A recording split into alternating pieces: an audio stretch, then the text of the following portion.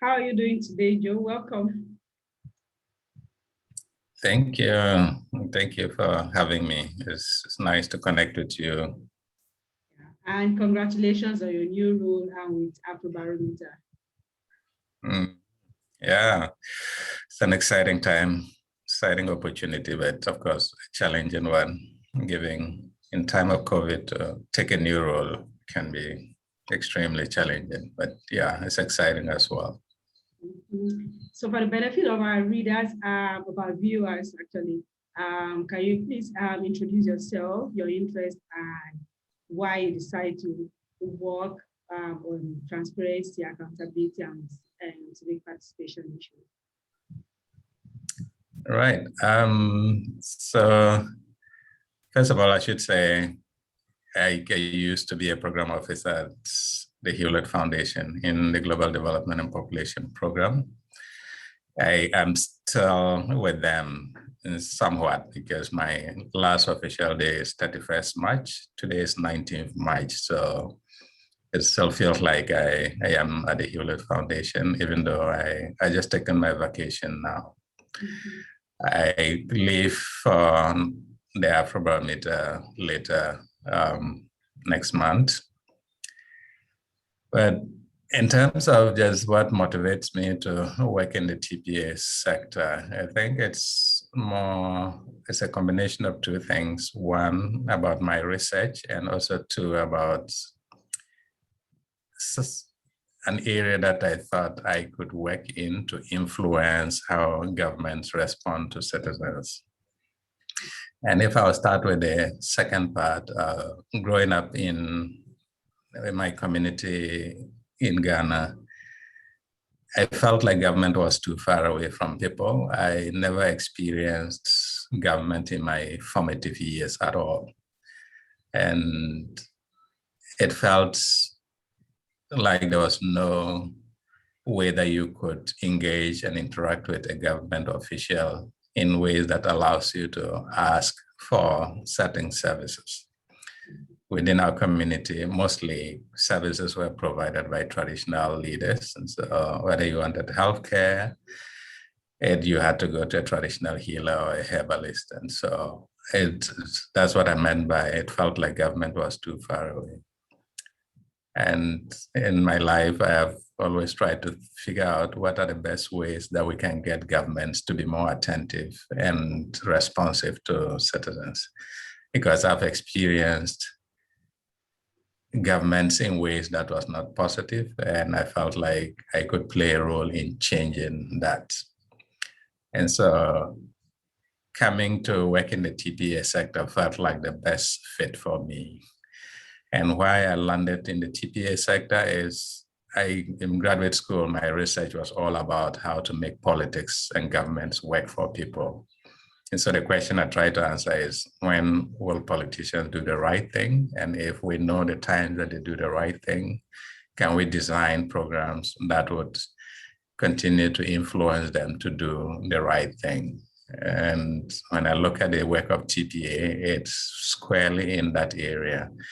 How to make sure that governments are open and transparent, getting citizens to participate in what governments do. And of course, the assumption is that if you have transparency and citizen participation, then it will lead to government accountability.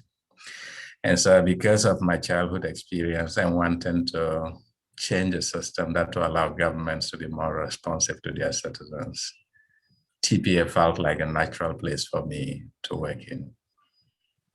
Awesome. So from your experience of growing up in a rural community in Northern Ghana to now, what do you think TPA practitioners like yourself and even funders, well, how do you think they can work more to deepen their work in marginalized communities? Right. So if you look at, TPA is all about having citizens to participate in government affairs or government decisions. When we talk of participation, it has to be more than just the usual suspects. It doesn't have to be the elites who do the participation, but that who participate matters. And if you think about the way government services operate, it is usually the most marginalized communities that benefit the most when governments do provide services, because these are people that really have no access to other sources of livelihoods. And they likely depend more on government services than people who are better off. And so if TPA is all about getting citizens to participate in government decisions, one, we need to understand what are the priorities of people who are usually left behind. And secondly, how do we get those people to express their own priorities in ways that would allow them to meet with their governments, speak with their governments, and demand the services that is due them. So I think for the broader TPA field, or transparency, participation, and accountability field, it's important to think about the participation in ways that goes beyond the national capitals.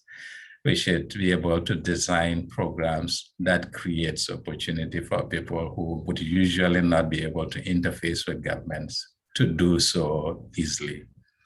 And I think that's where the rubber really meets the road to get folks, marginalized communities, to be more active and engaging with their governments and demanding the services that is due them. Great. So let me switch back to your career trajectory. So what lessons looking, and a lot of things are going to change for you, you moving from Hewlett to Afrobarometer. You stand at this position that you are in a granting role. You are in a grant maker role, actually, and now you are switching onto the granting role. So what technical experience are you going to take forward in your new role? What are those things that are going to change for you? And how are you going to adopt those experiences and lessons you've learned from your previous roles, not only from Hewlett, but from your previous roles as well into the future? Right. When I started off, I talked about the fact that growing up government was too far away. And I think that's one of the areas my new role is going to afford me to be able to do. And so for the Afrobarometer, it's a survey research institution. And what we do is to try to bring citizen voices to influence policy. And when we say citizen voices, we really dig deeper into getting a representative sample of every nation, hoping to get into every country on the continent, that we can bring the voices of ordinary people onto the table in policy making circles. And when you think about how we reflect people's priorities and preferences in policy making, I think that is where I see the biggest value of the Afrobarometer, that we can elevate people's priorities, people's preferences, even people that normally certain programs and governments cannot reach. The Afrobarometer is able to pull out those voices, synthesize them in a way that is easier for policymakers to appreciate and also think about and take into account when they are making policies. And so that's one way of getting back to my childhood experience and changing the system in a way that allows us to elevate those voices. But for my work at the Hewlett Foundation, and even before then, my research looking about governments and service delivery, I think I've gained a lot from those experiences to take with me. First off, I think philanthropy is a great tool to make a change in people's lives and to bring about the development and the changes that the TPA field is seeking to achieve. And I say this because when philanthropy is done and done well, it can bring about a lot of goods in the world. And I want to underscore the word well, or I should say responsibly, because you need to do philanthropy in a responsible way that will lead to the changes that we hope for. And when I talk of responsible philanthropy, is a couple of things come to mind. One, having flexible support for the people on the ground who do the work, that they can flexibly respond to opportunities when they arise. Second, even if it is necessary to have project support to provide enough funding to cover the full cost of projects. And some of these relationships with the grantees should be more long-term. And even if a funder needs to exit a particular space, to give grantees a long runway so they can prepare themselves and get ready to transition and continue to run their programs. All of this is what I would describe as responsible grant making. There are situations where funders come in and provide funding with a promise to follow up with additional funding and abruptly stop the funding. And when that happens, what it does is just leave grantees in the middle of nowhere. Here's the case, you are pursuing a program. These are long-term systemic changes, and they can't change overnight. And so when funding is pulled, then everything comes to a standstill, and then you have to restart again if funding comes in. And that's what I mean by when philanthropy is done responsibly, it can lead to better, good outcomes. But if it is really not done responsibly, I think it can create a mess. So that's one lesson I take away, that we are in this space trying to make change, but the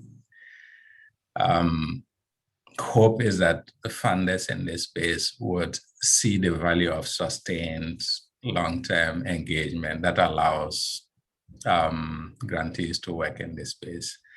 The second point I want to make is, or the second lesson I take away, is just the interaction with colleagues in this space. I see there's a lot of forward thinking. People really want to move forward and make change.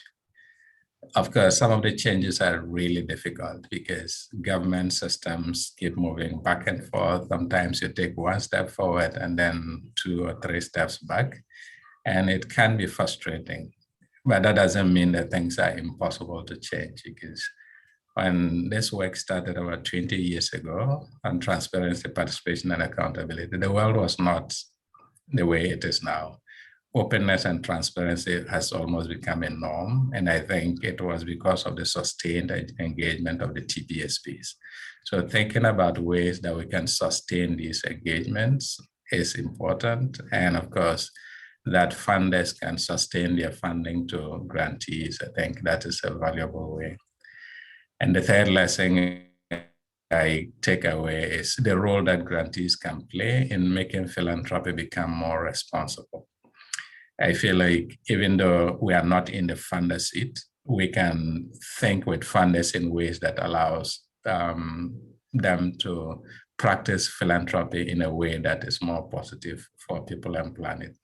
And how do we do this? I think just speaking to, given my experience I've had from the Hewlett Foundation, I know the Hewlett way of making grants, and thinking with other funders for our program to figure out the best ways that they can structure their funding to enable us deliver on the outcomes. And I have practiced that. And with that experience, I can share with other funders and use those experiences to deliver on the front lines. Awesome. That's great. So speaking of lessons, now I'm switching to learning. So when you look back at your journey of researching on TPA issues or even working in the field as well, what are some of the most important learning moments for you that you can recall or share with us? Right. Several learning lessons. I think when I started off trying to figure out or answer the question, when do politicians do the right thing? It's a tough question to answer. But it's not impossible to address. And I have tried to answer that question using experiences from Kenya and Ghana and trying to demonstrate what happens that makes politicians come around to do the right thing. Okay. Of course, most of it goes back to elections. And so much of my work has been on electoral politics and how electoral politics leads to accountability. And when you talk of citizen participation, it's one thing, engaging governments and thinking about ways that governments can respond to citizens. But of course, it all boils down to who holds the power. And if citizens can affect the person who they can, if citizens can influence who holds power, I think that's where you really see, a level of responsiveness from politicians that is what should be the norm in a democratic society. Right? And so, I mean, it's the biggest lesson from the research and also even working with grantees is how do you become politically smart in your programming? It's not just a matter of trying to change the system, but also making sure that one, you can directly shape the politics that happens around service delivery. And that is crucially important. I think for me, stepping into the role of a grantee, of course, I have spoken with grantees when I was on the funder side to think about the politics and how to be smart about those politics. Now I'm shifting onto the front lines. I'm still going to be thinking about, I know it is important to influence policy, but that is not the end of the story. The policy has to be implemented. And if you have to implement the policy, there's a lot of politics in that. And so even in the first place, I mean, adopting the policy is politics. Implementing the policy is also about politics. And so how do we understand the politics in ways that we can both figure out ways to make service and delivery and responsiveness of government more incentive compliant, consistent with their own incentives, but also in ways that would ensure that all the accountability mechanisms at play come into play and get politicians to be more responsive to citizens. Right. So to the big elephant in the room, where I know you're not going to be far away because definitely you are still going to be working around transparency and participation issue. But still, we are going to miss you at TAI. So now, looking back at your time with Hewlett and also as part of the steering TAI steering committee, so what will you miss most about your time at Hewlett and as part of the TAI collaborative? So starting at Hewlett, I think my colleagues, well, I think both Hewlett and TAI, the colleagues and friends that I've made, I think, just that daily interaction in person is going to be something I'll miss a lot. I've grown to experience a kind of relationship with some of them in ways that I feel without being on the funder seat, I'm going to certainly miss that. All those meetings where we debate issues and exchange ideas and learn from each other. I think that's going to be something I will miss for sure. I know I'll still interact with TAI, I'll still interact with all the other funders in some other way, but certainly not in the setting of funders talking about, funding or learning from each other about how to make grantees' lives a little better. And so, yes, I'm going to miss those opportunities of interaction. The intellectual exchanges I get with colleagues in the TAI platform, whether the secretariat and also the other TAI funders, has been hugely motivating and stimulating in some of the debates we've had about different program areas. It's been really interesting. I mean, much of the work that I've done at the Hewlett Foundation is partly due to my participation in TAI and learning from others what it means to implement some of these programs. And for me, it's the work around tax and the work around open contracting have been the most visible in terms of my learning from the TAI network.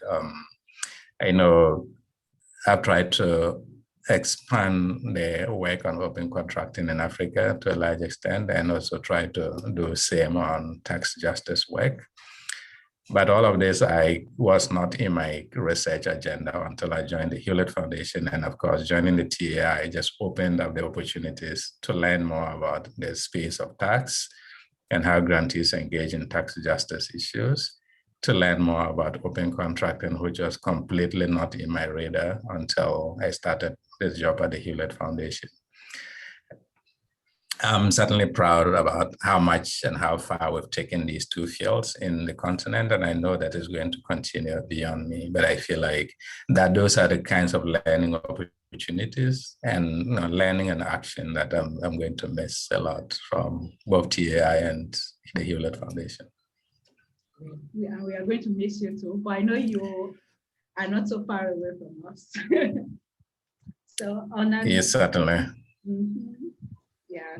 On that note, we end our interview with Joseph. Joseph, thank you so much for joining us and for your time and your lessons and everything you shared with us, both in this interview and also with working with the TAI Collaborative. Thank you so much. Great, thank you. Thank you for making the time to chat.